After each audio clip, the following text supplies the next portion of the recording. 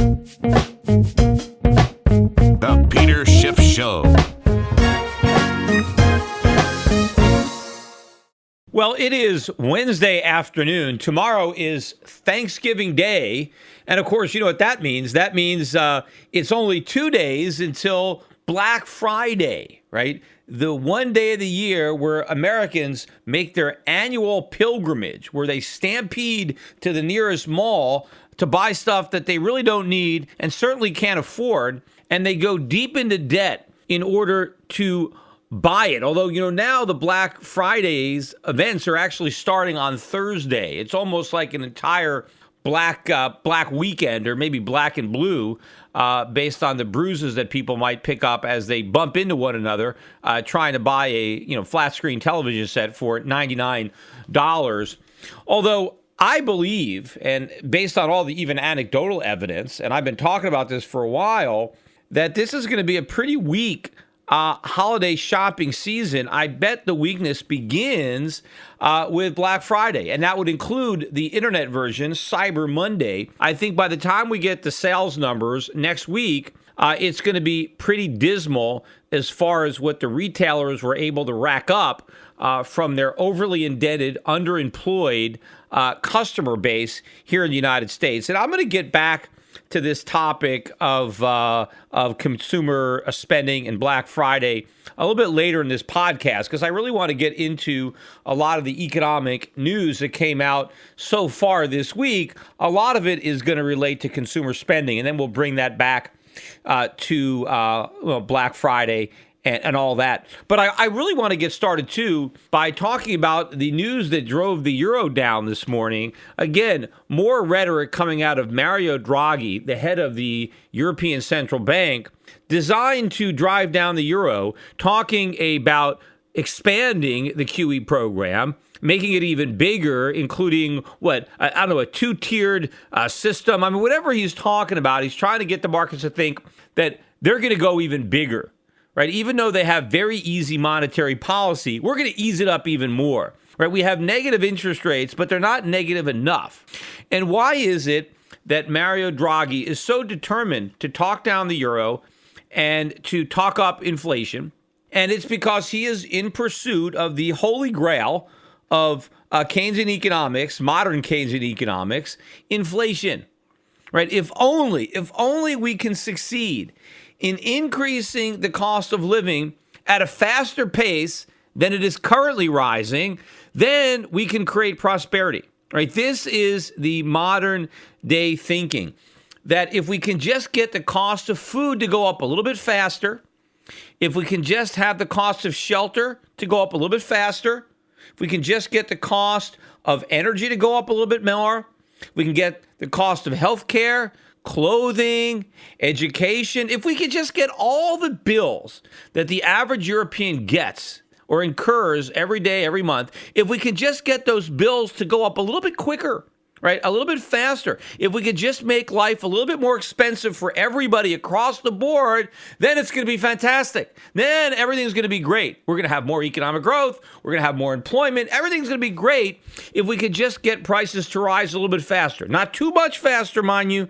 just a little bit faster. And we're willing to do anything, whatever it takes, even imposing negative interest rates on depositors, which, you would think that if consumers are having a tough time, if you start charging them for their bank accounts, I mean, isn't just going to add to the problem if now they have to pay for something that at least used to be free, or in fact used to pay them, right? If you used to be able to earn interest on your bank deposits, now they're talking about not only getting no interest, but having to write your bank a check for having a bank account. Somehow that's not going to have any negative effect. And of course, believing that a rising cost of living is, the secret sauce of economic growth, right? If you believe that, then the corollary is what's holding back prosperity is that prices are not rising fast enough, right? That this is the biggest problem, that because food or energy or shelter or clothing or education or healthcare, because these costs are rising too slowly,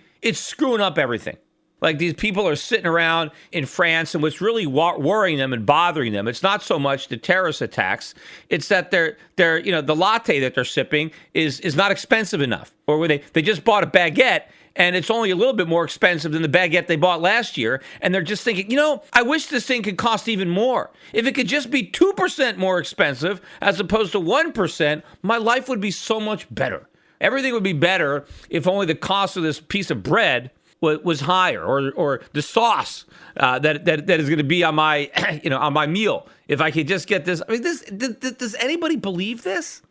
But of course, you look at all the stories, look at all the articles, search the internet for all the articles today about the ECB and about inflation, and nobody is critical. Nobody points out the lunacy of this.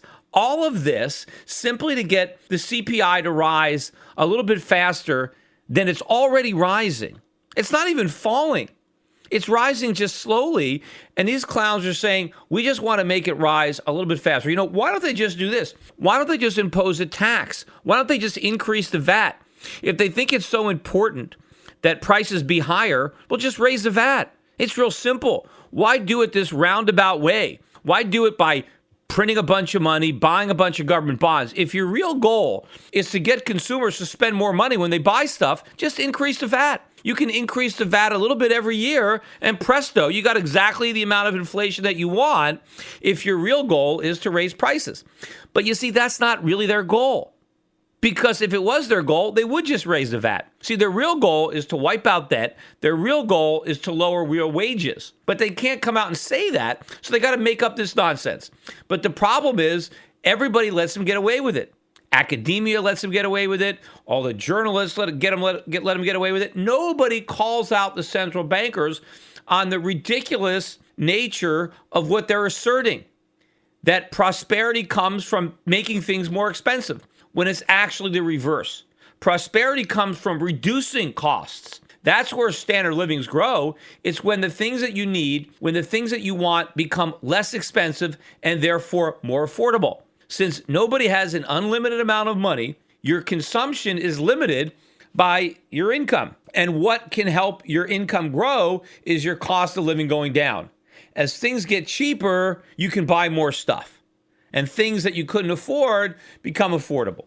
Like, I always use the example of cell phones. Cell phones used to be very expensive, and only the rich people were able to buy them.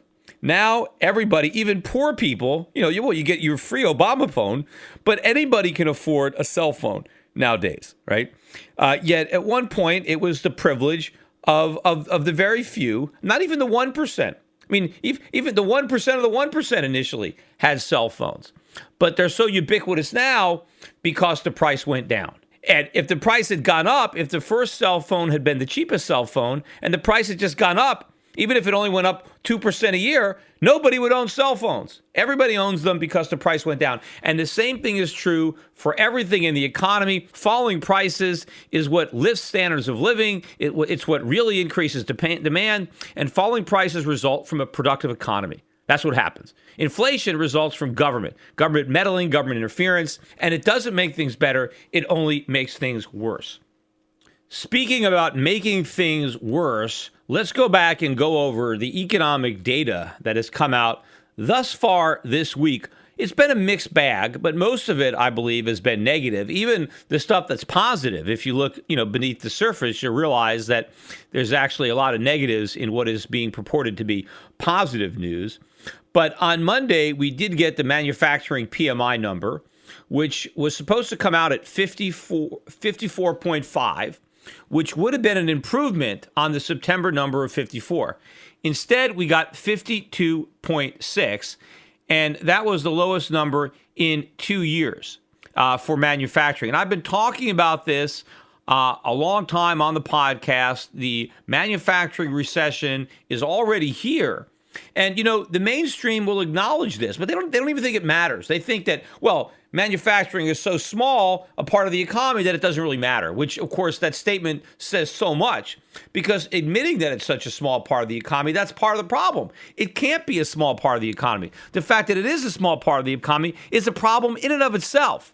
But then to say, well, because it's so small, it doesn't matter. Look, a lot of these service sector jobs only exist because of the manufacturing jobs that make them possible. And I think we're getting the turn down now in manufacturing. We're going to be getting the turn down later in the service sector. And, certainly that is being validated by a lot of other numbers that have come out recently, not just this week, but over the last several weeks and several months. We also got existing home sales that came out on Monday. We got new home sales today, but the existing home sales came out on Monday, and they were below estimates. And so, again, I've been pointing out that this housing market, there's also plenty of evidence that the housing market is already rolled over. And if the Fed were to raise interest rates, well, it's just going to push it over, down the hill that much quicker. But I think the big number that came out yesterday was the revision to third quarter GDP. And initially, the government reported that GDP was up 1.5%. And everybody was expecting an upward revision. And that is exactly what we got. In fact, they were expecting an upward revision to 2.1. And that's what we got. We got 2.1, right? Hey, good news, right? It's reported. This is good news. The economy was stronger than was originally estimated. Well, the problem is, why was it 2.1? Well, the reason was because there was a big build in inventory. And I've been talking about this for months on this podcast. We have huge amounts of unsold inventory piling up on the shelves. And this is because businesses have been more optimistic than they should have been.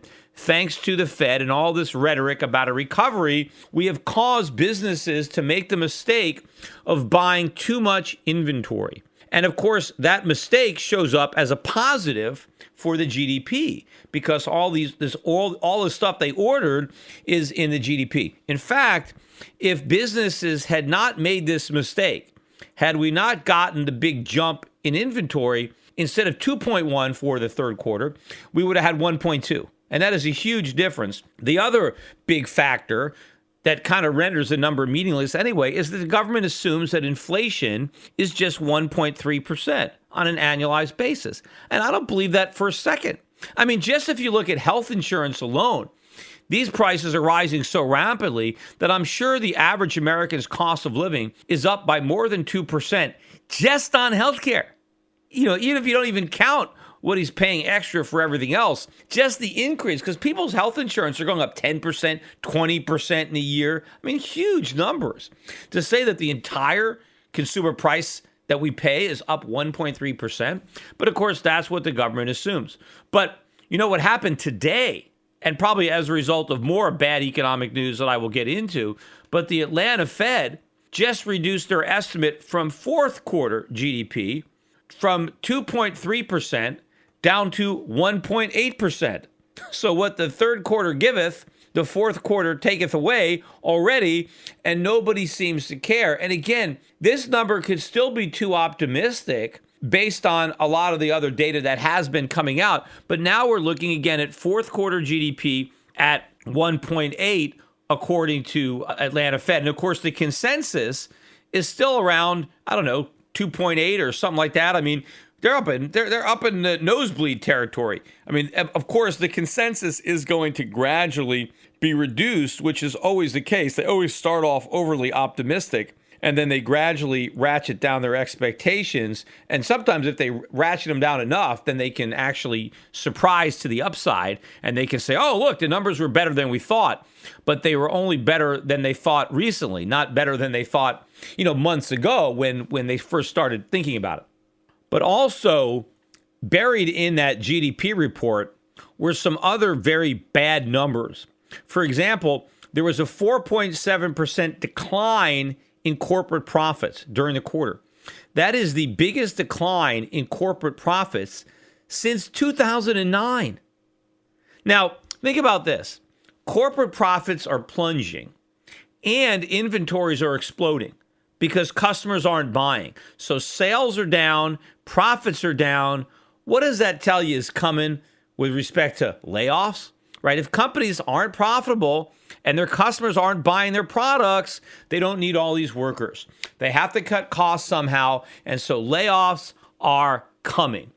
And in fact, even though we got the weekly jobless claims that came out today that were, relatively low, another low number in weekly jobless claims, I think down 11,000 to 260,000, the continuing claims continued to rise.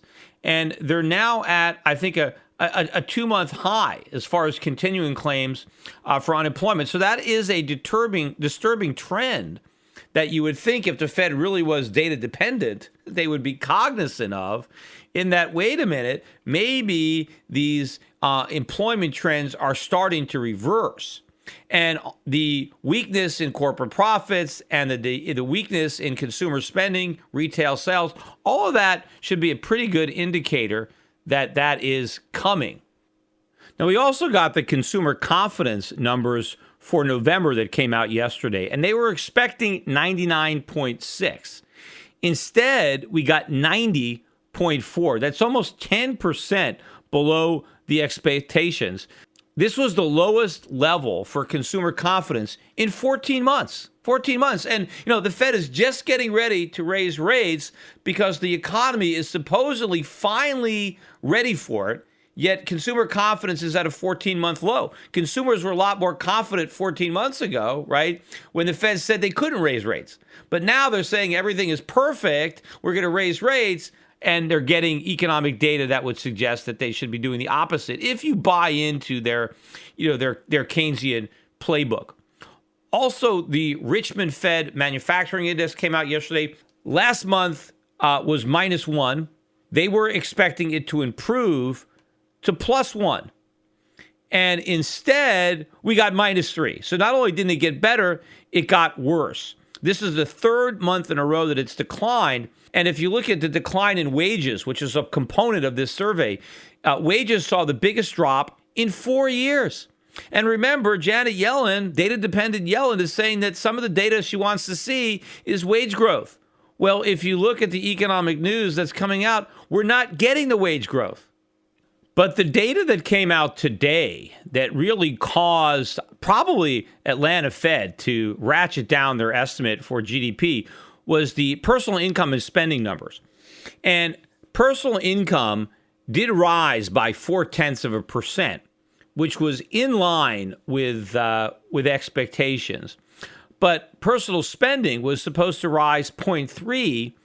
Instead, it only rose by 0.1. And that actually drove the savings rate up to about a 3-year high. Now, of course, though, when we talk about the savings rate in the United States, it's not like Americans have a big stack of savings. We're just talking about money that they earned that they didn't spend, right? It doesn't necessarily mean they took that money and putting it in a savings account. They just didn't spend it, right? And what did they do with it? Well, maybe they paid off some of their credit cards, which technically is saving, right? Because you have less debt than before you paid down your credit card bill. But it's not like, Americans are flush sitting on a pile of savings. They're not. I think they're finally at the point where they can't spend as much as they used to because they have so much debt. And so maybe they have to use some of that money to pay down some of that debt, or maybe have a little bit of a cushion because they've maxed out all their credit cards already. And maybe they do need to have a little bit so that they have because they can't use their credit cards. I don't know, but it's not like Americans have a lot of savings. Now, we need more savings, and that would be good news, except the Fed and everybody else are counting on consumers to spend because 70% of our GDP is comprised of consumer spending. And we don't care how we get the money, right? Beg, borrow, or steal, as long as they spend it. And the fact that spending is up, so minorly leading up to the holidays, this is going to be a concern. I was watching one of the football games over the weekend, and there was a commercial for GM. GM had a commercial for one of their trucks that they were selling. And the commercial, you maybe seen this commercial. It starts off, this one guy shows up and he tells his buddy, "Oh, I just saved hundreds of dollars. I camped out in front of a department store and, I saved hundreds of dollars." And the other guy, he's all refreshed. He didn't camp out anywhere. He slept in a comfortable bed. And he tells his friend, I slept in, but I saved thousands. I saved thousands. And his buddy is like, how did you save thousands? And he points to this brand new GMC truck that he just bought. And he saved thousands of dollars by buying a new truck. right? And how did he actually save the thousands of dollars? And this is what the ad advertised: 15% cash back. 15%. Now, this is a $50,000 truck, right? And so they actually flashed on the commercial, like the $7,500, approximately, that you were going to get cash back. Cash back. And it seemed to me that more than selling the truck, they were selling the $7,500. It was really an advertisement for a loan. Except to qualify for the loan, you had to buy this truck. But if you bought this truck, you got the $7,500. See, normally you buy a new car, you leave the showroom with less money in your pocket than when you showed up, because now, you're driving out in a new car. But based on this, you can actually walk into the dealership with empty pockets and drive out in a brand new car with $7,500 in your pocket to now go out and spend on Christmas presents. And it occurs to me that if you really need a $7,500 loan, if you're in such bad shape that you want that $7,500, does it really make sense to buy a $50,000 car so you can have $7,500? I mean, if you're in so much trouble that you need $7,500, the last thing you should do is buy a brand new $50,000 car. And of course, the car itself, it only applies to the 2015 model, which they're trying to get rid of, right? The minute you drive this car off the lot, it's probably lost 20% of its value. So your net worth is down, right? This is a terrible way to get a $7,500 loan, by committing yourself to making the payments on a $50,000 truck. I mean, if you really need the $7,500, just go out and borrow that money. Don't take on the burden of a $50,000 truck. But this is what's going on in America. And what makes all this possible? Well, because GMAC, they can turn around and flip this loan to the U.S. government that's going to buy this securitized loan with 0% interest rates, and they're going to make a bunch of money. You say, how are they making money giving somebody 15% cash back? What are the margins on these cars? Because the dealership doesn't even make 15% profit. That's how ridiculous it is. I think a lot of it has to do with the value of the payment stream that they're selling in a 0% interest rate environment. They're actually making money selling the loan, even though they had to pay 15%. And of course, they're trying to unload some of their 2015 inventory to make room for the 2016 inventory. But this is typical American nonsense. Go out and buy a car, costs you nothing, 0% financing, and here's a check for $7,500, and you just leave with that money. Now, while I'm on the subject of Good Friday, Christmas shopping, which again, it epitomizes everything that's wrong with America. In fact, even Barack Obama, I guess he was talking today, trying to get Americans not to worry about terrorists. That don't worry, you can go out to the malls, you can go out and shop, don't stay home, and because you're worried about a terrorist attack, like what happened in France. Or nothing's going to happen. Hit the malls. Don't worry. Because people might think, oh well, a crowded mall, that would be a place for terrorists to come in with a suicide bomb or something like that. And President Obama wants to make sure that the American economy isn't disrupted, that people don't decide not to shop, as if that's our economy, which of course, in a pathetic way it is, but that's not really an economy. An economy is not people buying stuff, going to the mall and buying things. The real economy is the ability to make all the things that are being purchased, right? That is the economy. It's the output. It's the factories, it's the investments and the savings and the knowledge and everything that is required to produce all the things that are on those shelves. That's what the economy is all about. It's not about just picking them off the shelves and driving them home, right? Any society can do that. I mean, if stuff is there, right, anybody can buy it, right? The key is to create it in the first place. That is the hard part. That is the difficult part. The easy part is, bringing it home. It's like, what's the hard part? Eating the meal or preparing it, cooking it, getting all the ingredients together. That's difficult. Just showing up at a restaurant and somebody sets the plate down in front of you and you eat it and you claim that that was the most difficult part of the process? I mean, all the things that went into putting that meal on your plate. I mean, if there's an animal there, somebody had to hunt it down and kill it, or so, a lot of things had to happen, for that food to be on your plate. I mean, the vegetables had to be grown, it had to be harvested. I mean, all sorts of things had to happen. A lot of work. Just eating it, that doesn't require anything at all. Anybody could do that, right? So to say that the American economy, to define it by the act of shopping is ridiculous, and in and of itself shows you, right, how far the science of economics has gone from being any type of science to being sheer, like science fiction. It's not, they say economics, it's a social science. Today it isn't even a science. It's just, it's nothing. It's like astrology. How similar is astrology to astronomy? There's no similarities other than the fact that they both somehow use stars. There's stars in astronomy and there's stars in astrology. But that's it. Other than that, there's no similarities at all.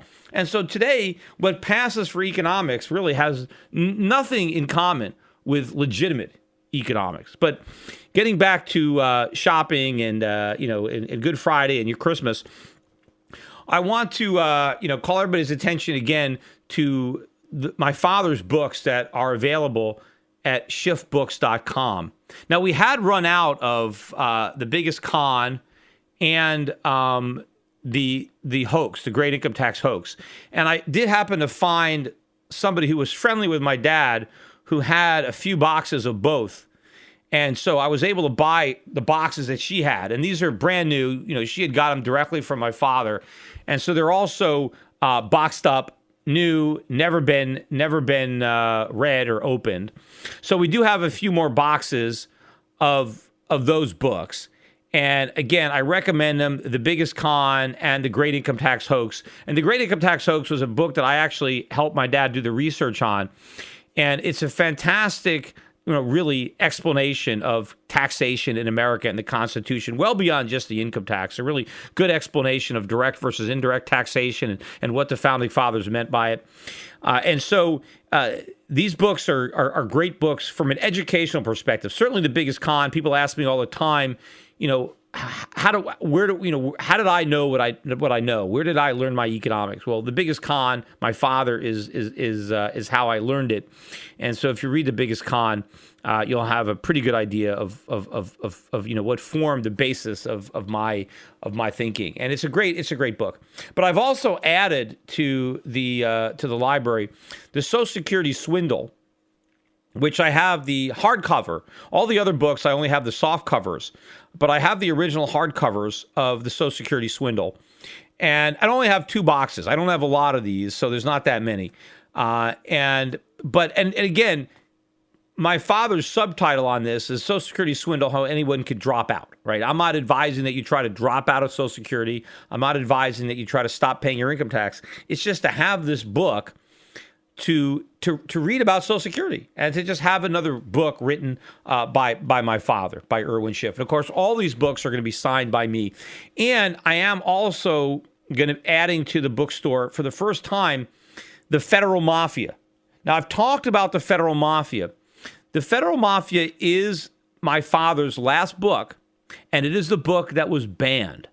The U.S. government literally banned that book. And it is the only nonfiction book to ever have been banned in the United States. I mean, it could be a Trivial Pursuit question, but it's the only one. There's only been 2 books in the history of the United States that were banned. And one of them was banned for obscenity, right? And, and my father's book is only obscene from the perspective that it points out, all the illegal things that the government does. It's the government that's obscene. My father's just pointing it out, but they banned the book. And for that reason alone, you want to have a copy, to have a copy of a banned book, just so you can just have it as a display item, as a piece of Americana, to say, hey, here's a book that was banned. It's the only nonfiction book to be banned, and it's the last book to be banned by the U.S. government. Now, I have brand new copies of this book, right? They've never been touched. Now, my father had 3 editions. I don't have the first 2 editions for sale. I don't have any copies, but I do have some copies of the 3rd edition. This is a 2003, the last printing of the book. And of course, he stopped printing them when the book was banned because he couldn't sell them. So there was no point in printing anymore because it was illegal for my father to sell the books. But he had printed up a bunch of them before the ban came into effect. Now, you can read the book for free. If you don't want to buy a copy of the book, and again, I don't have an unlimited number, but if you don't want to buy a copy, you could download it online for free and read it. The point is to just have the book, because I think it's a great keepsake just to have, apart from reading it, to just have a copy of the book. I don't know if it's ever going to be worth something as a collector's item. I mean, maybe it will, maybe it won't. I mean, I wouldn't buy it thinking it's an investment that, oh, this thing is going to appreciate. But I think it's nice to have it, knowing that, not everybody does. Not everybody has a copy of this book, and it's just something, a conversation piece too, that you can say, hey, this book was banned.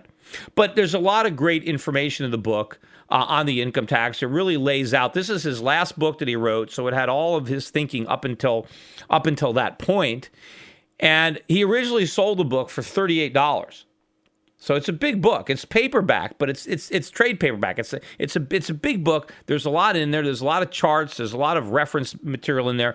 And again, if you buy this book, right, the Federal Mafia, do not buy it as a how-to book, right? Do not say, oh, Peter Schiff is advocating that I stop paying my income tax, and he sold me a copy of the Federal Mafia so I could take the advice in the book. That's not why I'm selling it to you.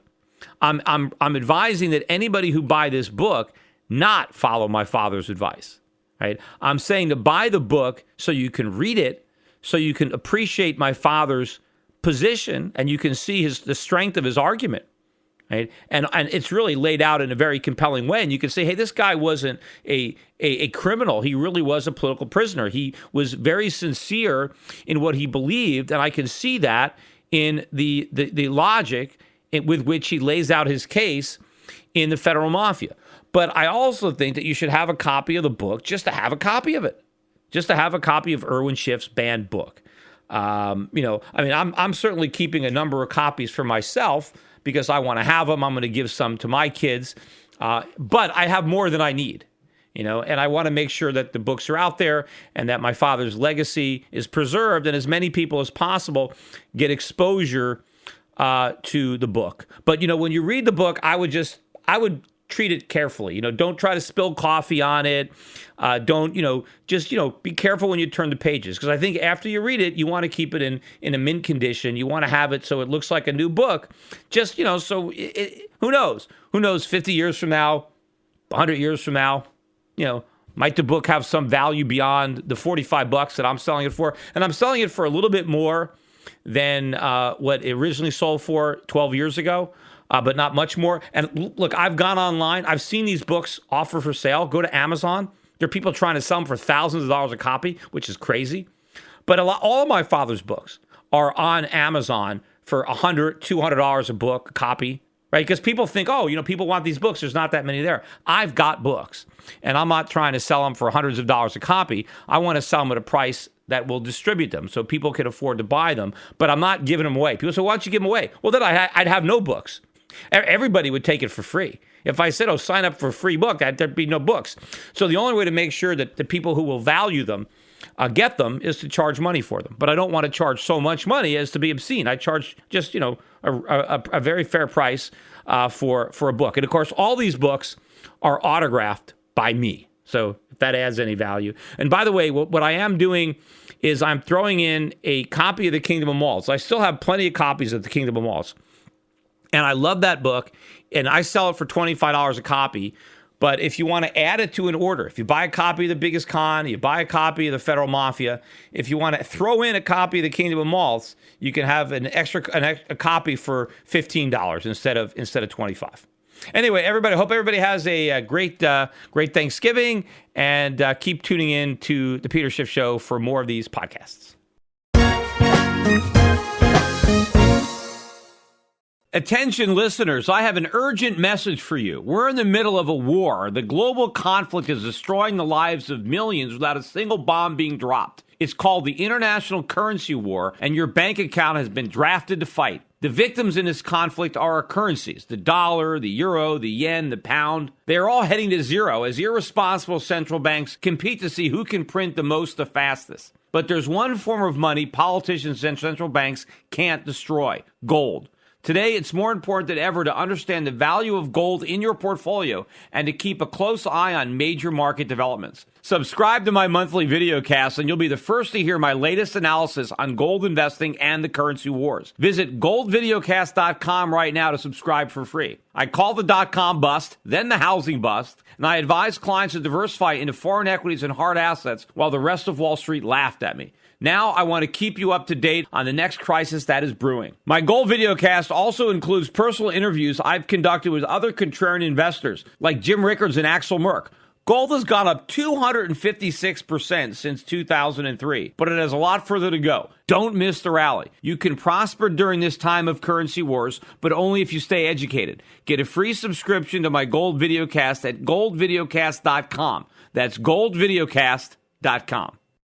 There's so much factually incorrect information and underreporting by legacy media today. Shouldn't there be truth in media? Well, there is. Truth in Media. Recently, a novel thought is now a reality with truthinmedia.com. Led by award-winning journalist Ben Swan, truthinmedia.com is the source for uninfluenced, reliable, fearless news, where journalists pursue real questions, not conspiracies. Make truthinmedia.com your default browser's homepage today and get breaking news and commentary that speaks the truth to power. It's also where you can tune into the Peter Schiff Show every week. Visit truthinmedia.com today. That's truthinmedia.com.